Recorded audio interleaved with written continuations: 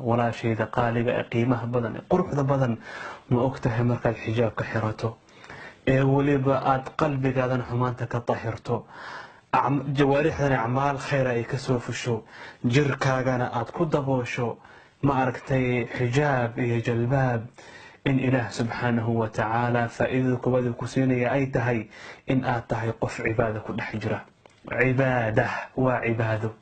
waxaad la mid tahay qof khayr sameynaya inta aad xiran tahay sawaab baa kuu socda dadku markay quraanka akhrinayaan ajir baa u socda markay tukanayaan ajir baa u socda markay xajinayaan ajir baa u socda markay soomayaan ajir baa u socda adiguna inta aad xijaaban tahay wallahi ajir baa kuu socda waa faa'iidada koobaad weeyaan talabaad faa'iidada labaad waxa weeyaan ma ogtahay xijaabku inuu yahay taaca inaad ilaahay oggolaatay subxaanahu wa tacaala inaad khaaliqii ku abuuraad ku tiri hoy ku ori labayka wa sacdayk ilaahay waan ku ajiibay amarkaadana waan qaatay maxaa yeelay ilaahay isaga ayaa dhahaya jalla sha'nuhu وقل للمؤمنات يغضضن من أبصارهن ويحفظن فروجهن ولا يبدين زينتهن إلا ما ظهر منها يسن موجرين قبل مؤمنة قروح ذي يسن موجرين إشيدنا هلا بتفو إليه إله سبحانه وتعالى قروح ذي إله الكسيي هذي النقطة قروح جركاغا هذي النقطة قروح أذوات اسكدرته وناش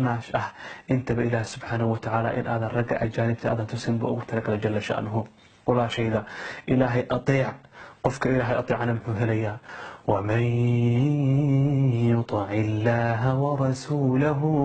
فقد فاز والله قفك إلهي أطيعه لباني ومن يطع الله ورسوله فقد فاز فوزا عظيما وطاعة قفك إلهي أطيعه إيه رسول كان أطيعه والله قفك سي آخري أدنب قول أسد أيها قصغا guushaada waxay ku xiran tahay annaguna haddaan ragnahay aanu kugu jecelnahay kuguna qiimeynayno quruxdaadana aan ku ogaanayno cifadaada iyo dhowrsanaantaada iyo akhlaaqdana aan ku ogaanayno waxa weeyaan waa sida aad u xijaaban tahay waa sida aad u afgaaban tahay waa sida aad ragga ajaanibta uga fogaato walaashidana saxeeda qaada akhri idin baad libaantide baaraka allah fiik asalaamu calaykum waraxmatullaahi tacaala wabarakaatu